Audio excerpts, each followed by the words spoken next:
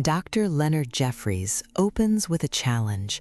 The history used to educate the world, he argues, has been European-centered, taught from a European-American perspective, and built upon myths, misconceptions, and misinformation that have persisted down through the ages. Nowhere has this distortion been heavier than in the portrayal of Africa and African peoples.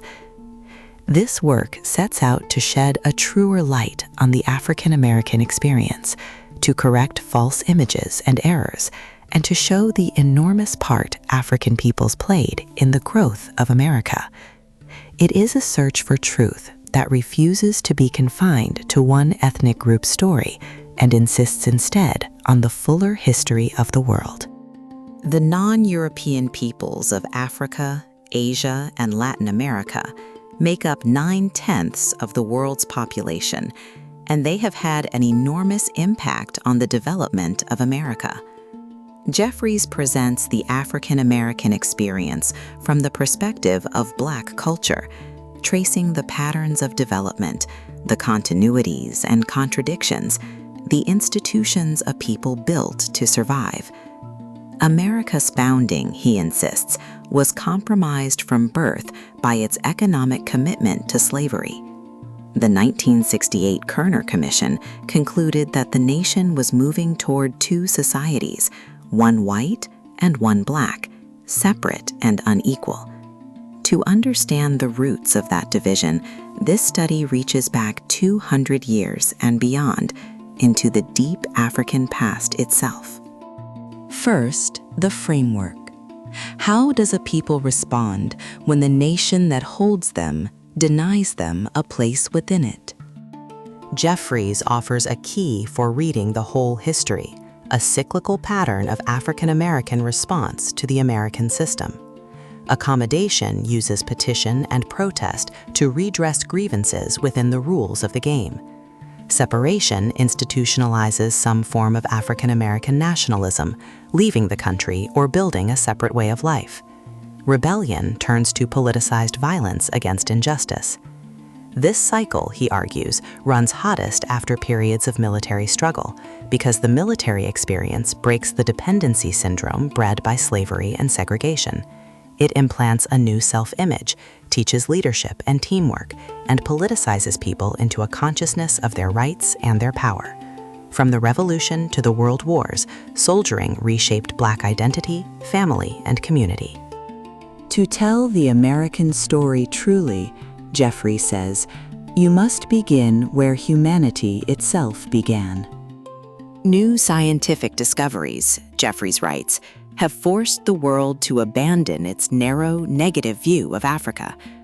Africa has a longer span of prehistory than any other part of the world, and the hominid line leading to modern humans has been traced back more than 4 million years, almost all of that time spent only in Africa. In 1871, Charles Darwin wrote in The Descent of Man that our early progenitors most probably lived on the African continent. New finds support him. Nile Valley food production has been pushed back to 15,000 BC, and cattle bones in Kenya are dated to 13,000 BC. The evidence systematically destroys the old slander of Africa as the dark continent that contributed nothing. In 1960, the archaeologist L.S.B. Leakey made one of the oldest fossil finds of early man in Olduvai Gorge in northern Tanzania, a place he called an archaeologist's paradise. Its cliffs show 5 distinct layers of strata, the oldest formed more than 2 million years ago. One day, Mrs. Leakey spotted 2 teeth in the rock, and after 19 days of digging, the Leakeys uncovered an almost complete skull and stone tools. Because the find was far older than 50,000 years, the limit of radiocarbon dating, scientists used the potassium-argon method instead. They named him Zinjanthropus, Eastern Man, and dated him to roughly 1,750,000 years old. Later finds, including the famous Lucy, firmly established Africa as the cradle of humanity. Africa is no jungle. Second only to Asia in size, it holds a mixture of climatic zones, deserts like the Sahara, the Great Lakes, Kilimanjaro, the Ethiopian highlands, and vast savanna grasslands. Rainforest covers less than 10% of the continent, concentrated in the Congo Basin and along the west coast. Beneath this diversity, Jeffries finds a deep cultural unity. Africa holds over 1,000 languages, grouped into 4 great families: Afro-Asiatic, Nilo-Saharan, Niger-Kordofanian, and Khoisan. Its peoples range from vast kingdoms with kings, chiefs, and councils to independent clans, from the Akan, Yoruba, and Mande to the cattle-herding Zulu, Maasai, and Kikuyu. The productive way to understand Africa, he argues, is to see the shared values living inside the ethnic variety. Among the peoples of West Africa, Jeffries draws out a shared way of life. The Akan of Ghana and the Ivory Coast trace descent through the mother and govern through sacred carved stools, enstoolment ceremonies, and complementary male and female societies of secrets. The Yoruba of Nigeria and Benin, more than 15 million strong across the Egba, Ife, and Oyo, believe humanity itself began in their holy city of Ire-Ife and produced terracotta and bronze art so fine that European discoverers refused to believe Africans had made it. Across these groups runs a value system Jeffries calls communal, cooperative, and collective.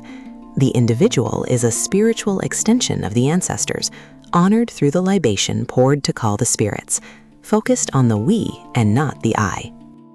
Africa carries several of the world's great river systems.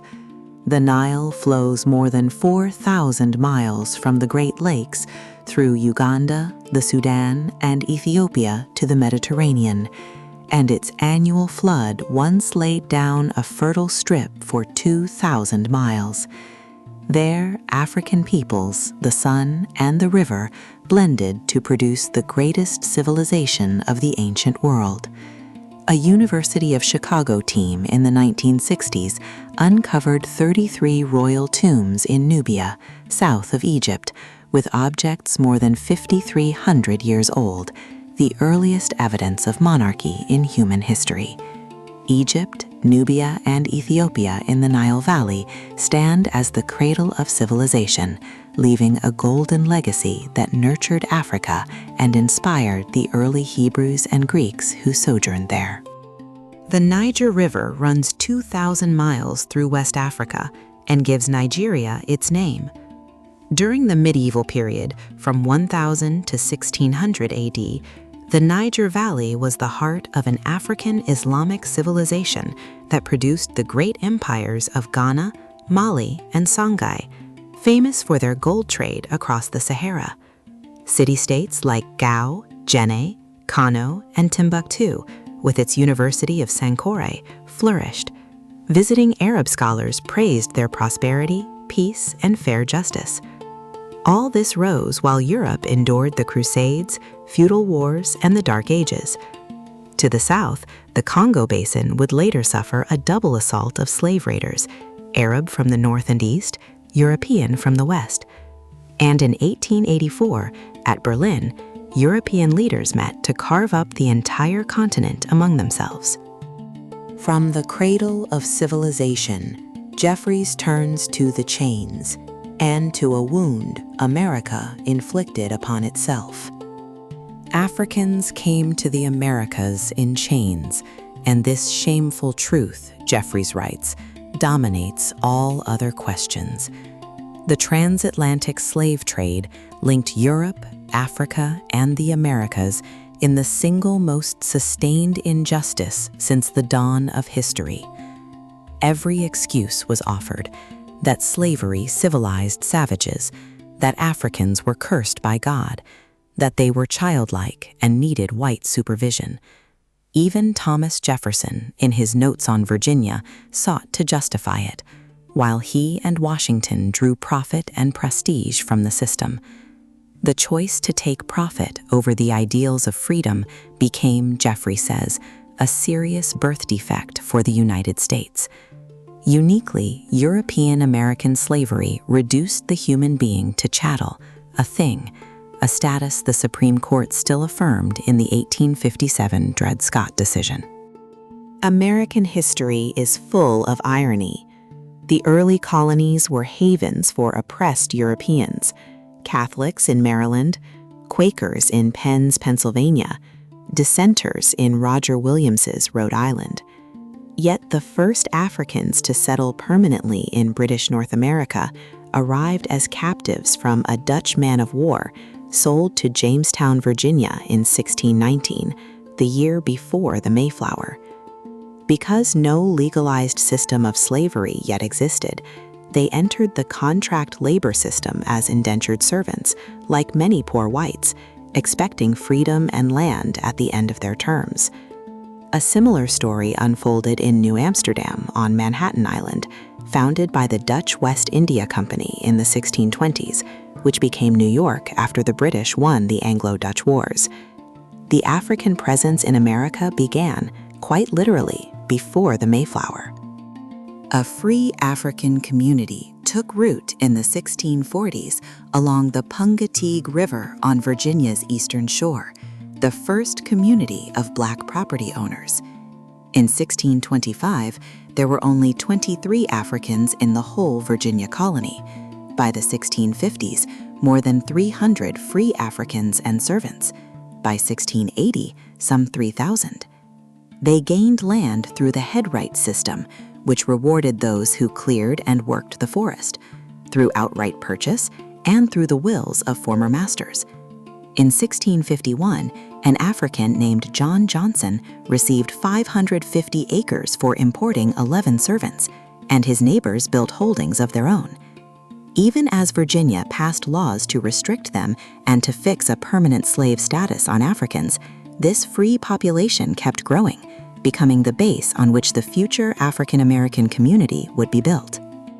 New York's African American community traces its roots to 11 African captives who arrived in New Amsterdam in 1626, a welcome addition to a struggling Dutch settlement built on imported labor and great land grants to wealthy patrons. Like the white indentured servants beside them, these Africans wanted their freedom. In the winter of 1644, 18 years after their arrival, 11 of them presented a historic petition to the Dutch Director and Council. The authorities responded by passing an Act of Manumission in February 1644, freeing the 11 and their wives for their long and faithful services. Freedom came with strings, an extra annual tribute, and land set outside the colony's protective wall in a swampy area that would one day become Greenwich Village.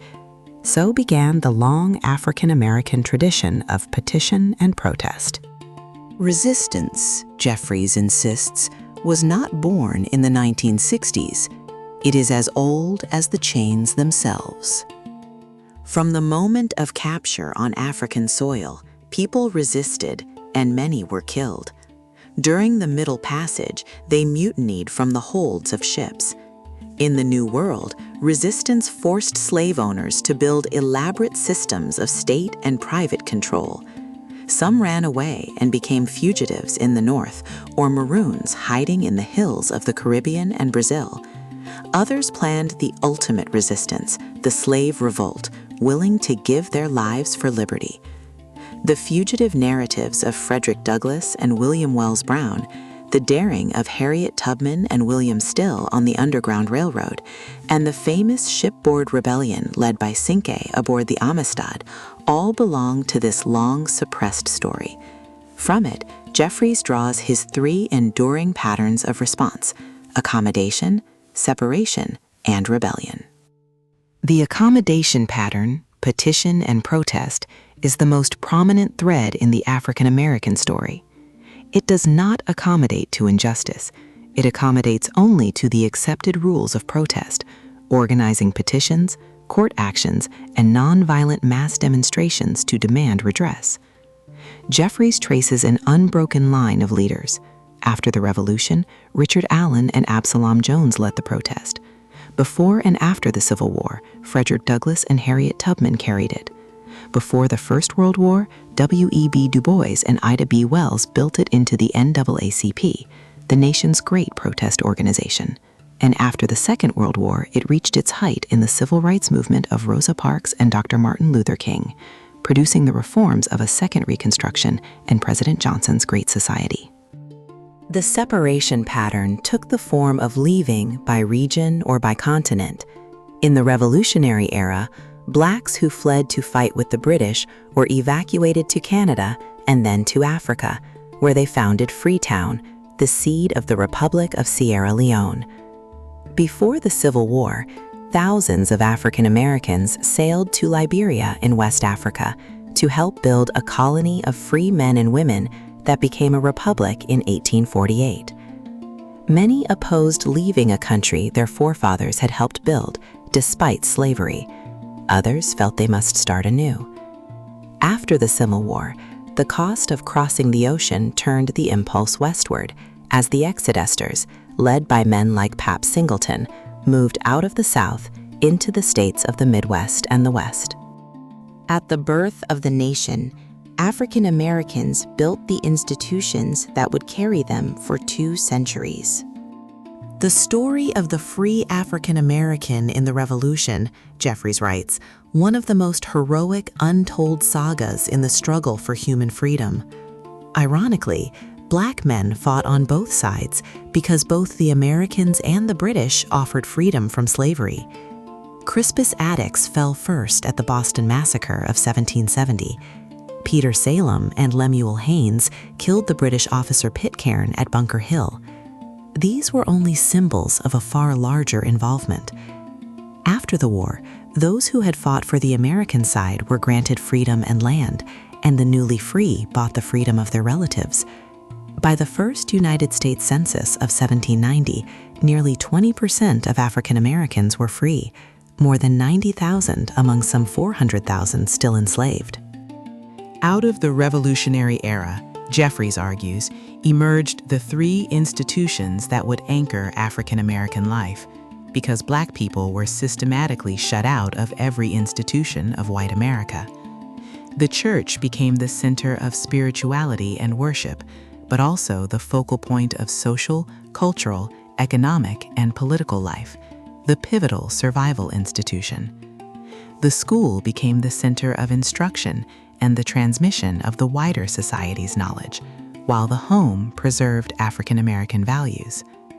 The fraternal brotherhood and sisterhood societies became the schools of leadership, where individuals learned community accountability and collective responsibility. Often a single person, preacher, soldier, teacher, and political leader at once, embodied all 3. These institutions would survive the chaos of war and take root in the United States, in Canada, in the Caribbean, and in Africa. The Black church grew out of the religious revivals of the 1760s and 1770s, when the Methodists and Baptists, with their evangelical emphasis on a personal relationship with God, welcomed Black worshipers, then segregated them into slave galleries. When racial insults drove them out, Richard Allen and Absalom Jones founded their own African Society in Philadelphia in 1787, the seed of the Black Methodist movement. On the plantations of the South, the Baptist faith took hold through men like George Leal, the first ordained Black Baptist, who carried it to Jamaica. David George, who helped found the Silver Bluff Church in South Carolina around 1773 and later planted the faith in Nova Scotia and Sierra Leone, and Andrew Bryan, whose Savannah congregation, though whipped and persecuted, became one of the oldest Black institutions still standing in America. The oldest fraternal organization among African Americans is the Prince Hall Masonic Order. Prince Hall was born in 1735 in Barbados, worked his way to Boston by 1765, and became a self-made man, property owner, voter, and Methodist minister. In 1775, he and 14 others were initiated into a British military lodge in Boston. When the Revolution came, Blacks were barred from Washington's Continental Army, But Hall petitioned John Hancock and the Committee for Safety, and his enlistment was personally approved by George Washington. After the war, in 1787, he organized African Lodge No. 459, becoming Grand Master of the African Grand Lodge in 1791. In 1797, he petitioned Boston to provide schooling for black children, and the city complied. He embodied all three revolutionary institutions, church, school, and lodge, at once. Some who fought for freedom won it only by leaving America behind and sailing home across the Atlantic. British participation in the black struggle began early. In November 1775, Lord Dunmore, Royal Governor of Virginia, proclaimed freedom for any slaves of the rebels willing to bear arms in the King's cause. Within a week, hundreds flocked to his lines, and he organized them into the Ethiopian Regiment, made up of freed slaves who fought with the words "Liberty to Slaves" stitched across their chests. The Virginia Gazette begged the enslaved to stay loyal to their kind masters. Even Patrick Henry, who cried, "Give me liberty or give me death," called the proclamation fatal to public safety. These men had no love for Britain. Their burning desire was freedom alone. As the war ground on, General Clinton's 1779 Philipsburg Proclamation drew thousands more, and at last the Americans too enlisted black soldiers. Thomas Peters, a slave of William Campbell in Wilmington, North Carolina, ran to the British lines and rose to sergeant in the Black Pioneers. After the war, more than 14,000 African Americans evacuated with the British. Thousands, Peters among them, sailed to Nova Scotia, promised land that rarely came. When their petitions went unheeded, the communities sent Peters across the ocean to London in 1791, where the great abolitionists Granville Sharp, William Wilberforce, and Thomas Clarkson took up his cause and offered his people a return to Africa. On January 16, 1792, a flotilla of 15 ships carried 1,190 African American men, women, and children from Halifax to Freetown, Sierra Leone, the first great reverse migration across the Atlantic. Called a Black Moses, Peters helped plant the church, school, and lodge on African soil. As cotton be king, the contradiction at the heart of the nation could only be settled by blood.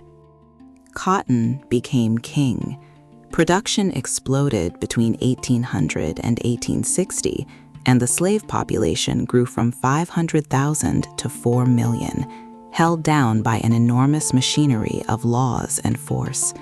It would take a war or a full rebellion to break it. The rebellion tradition had its martyrs. Denmark Vesey, born into slavery in 1767, traveled with his master to Hayti, won a lottery, and bought his own freedom for $600, but could not buy his children. As a Methodist minister in Charleston, he spent more than a year organizing a vast plot to seize the city and sail to free Haiti, before betrayal sent him to the gallows in 1822. 2 decades later, in 1843, the Reverend Henry Highland Garnett electrified the Negro Convention in Buffalo, calling the slaves themselves to rise. During slavery, the simplest protest was to run, following the North Star. The slaveholders dreaded the fugitive, and none struck more fear than Harriet Tubman. Born in slavery in 1823, she escaped to New York State, then went back, again and again, making 19 trips into the South and freeing more than 300 people. Of her own first taste of liberty, she said there was such a glory all around, the sun shining through the trees, and she was free, yet her freedom alone could not satisfy her. She has been called Black Moses, strong as a man, brave as a lion, cunning as a fox. The Underground Railroad she led was no railroad and ran nowhere underground. It was a living network of people, families, and churches, ferrying the enslaved to freedom in the North and Canada. Frederick Douglass, born a slave in Maryland in 1817, escaped in 1838 and became the towering symbol of resistance. He spoke across America and Europe and worked with white abolitionists like William Lloyd Garrison, whose liberator vowed to be as harsh as truth and uncompromising as justice. Douglass later founded his own paper, the North Star, and declared that power concedes nothing without a demand, that there is no progress without struggle.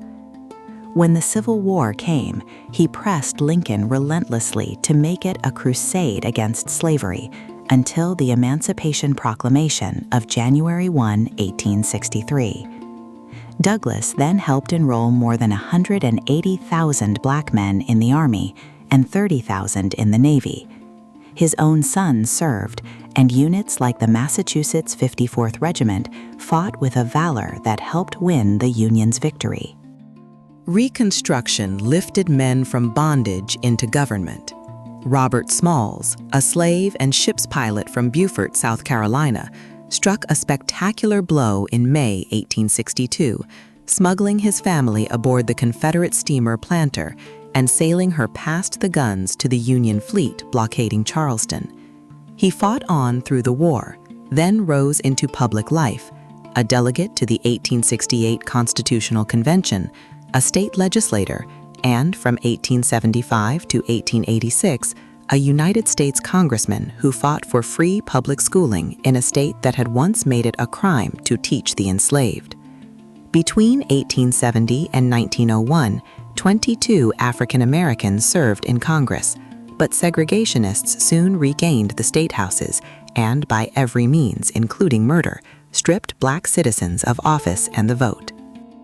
Shut out of power, African Americans poured their genius into schools, into invention, and into the rising cities. Education became a sacred mission. In 1895, as Frederick Douglass died, Booker T. Washington rose to national fame with his Atlanta Compromise speech, building from Tuskegee Institute, which he had founded in Alabama in 1881, on a model of industrial and practical training. His disciples carried it across the South. Elizabeth Evelyn Wright, frail and barely schooled, withstood the Ku Klux Klan to found what became Voorhees College in 1897, and Mary McLeod Bethune built a tiny school in Florida into Bethune-Cookman College. W.E.B. Du Bois, schooled at Fisk, Berlin, and Harvard, disagreed, favoring a broad classical education to raise up a talented 10th to lead the race. Out of the ashes of the Civil War rose more than 100 black colleges that have shaped African American leadership ever since. W.E.B. Du Bois lived 95 years, born in 1868, 5 years after emancipation, and dying in 1963, the day before the March on Washington. In 1895, he became the first African American to earn a Harvard doctorate. He was, Jeffries writes, the great scholar activist, as Douglass had been the great activist organizer. Du Bois was to the 20th century what Douglass was to the 19th. He helped launch the Niagara movement in 1905, and in 1909 helped found the NAACP, editing its journal, The Crisis. He wrote that despite war and struggle, the Negro was not free, bound by custom to an economic slavery. In his last years, he became a leading voice of Pan-Africanism, organizing its congresses, and finally moved to the Republic of Ghana, where he died. By 1900, the strategy of white supremacy had triumphed across the South, designed to keep African Americans poor, ignorant, and powerless. The vote was stripped away through fraud, grandfather clauses, all-white primaries, and violence. In 1901, George H. White of North Carolina, the last black congressman of the Reconstruction era, delivered a mournful farewell to the House. No African American would win election to Congress again until Oscar DePriest of Chicago in 1928. In the countryside, Du Bois wrote, black farmers were peons, bound by debt to an economic slavery with no escape but death or the penitentiary. trapped by merchants who ran the credit and lien system.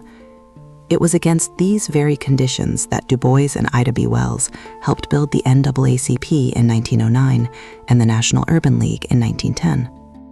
As America industrialized after the Civil War, African American inventors helped build its greatness, though racism denied them its rewards. The most famous was George Washington Carver, born a slave in Missouri, once traded for a horse, who became the Wizard of Tuskegee. His research on the peanut, sweet potato, and soybean yielded hundreds of products and freed the South from its dependence on cotton. Believing his gifts came from God, he rarely patented them. Granville T. Woods, the Black Edison, born in Ohio in 1856, patented more than 60 inventions: electric brakes, the multiplex telegraph, the third rail for subways, and turned down a partnership with Thomas Edison to stay independent. These hidden contributors, Jeffries writes, were unsung geniuses who achieved against enormous odds. The role of hidden contributors runs long. Lewis Latimer, son of a fugitive slave, drafted the drawings for Alexander Graham Bell's telephone patent, invented an improved carbon filament that made the electric light practical, wrote one of the first books on electric lighting, and joined Edison's inner circle as an Edison pioneer. Jan Matzeliger, a young immigrant from South America, settled in Lynn, Massachusetts, built in 1883 the shoe-lasting machine that mechanized what skilled hands alone had done, transforming the world's shoe industry.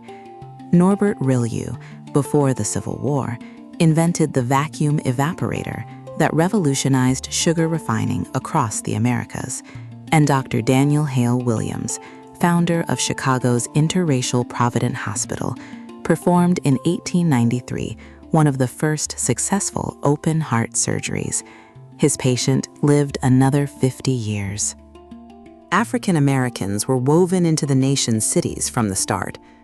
Benjamin Banneker, the freeborn mathematician who built the first clock made in America and challenged Jefferson in a famous letter on the capacity of his race, helped lay out the plans for Washington when the project nearly collapsed.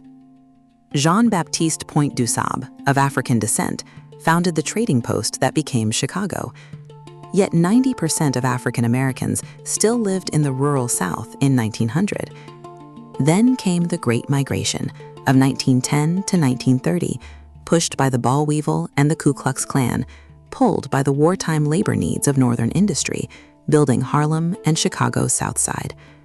By the 1960s, more than half the African American population lived in the great cities, and the Kerner Report warned again of two separate and unequal societies. The cultural awakening of the 1920s and 1930s, the Harlem Renaissance, found its giant in Paul Leroy Robeson, a true African Renaissance man.